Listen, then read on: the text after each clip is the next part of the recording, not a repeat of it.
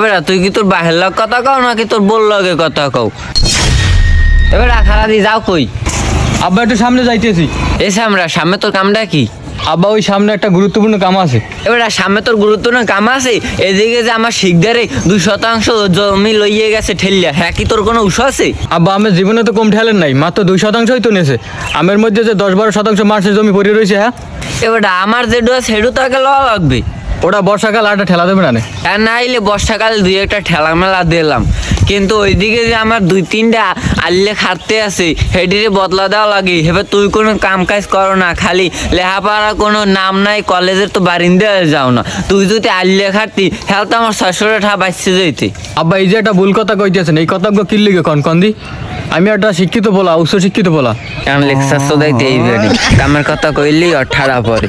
আমি বিশেষ দিয়ে আমি চাকরি পেদা করবো। আমি যদি মাঠে ঘাটে কাম করি আমার ইজ্জত হয় বাবা। এবার তুই কি তোর বাহের লগ কথা কও নাকি তোর বোর লগে কথা কও? আর শিক্ষিত তুই তো কলেজের বারিন্দে কোনোদিন পাড়া দাও নয়, ও আবার শিক্ষিত আবার বিসিএস দেবে ফাজিল জানি কমের। এসএসসি তো দিছি, এসএসসি আর বিসিএস এটা তো মেলে না, যদিও কাছাকাছি।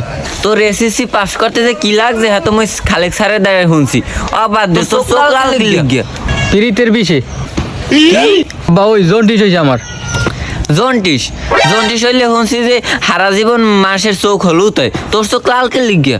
চোখ লাল হয়েছে না, আমার জন্ডিসে বেলুজ বদলাইছে না। সবসময় যে হলুদ লাভ কোনো কথা আছে? এমন যাগো জন্ডিস হয় চোখ হ্যাগো লালই হয় আব্বা।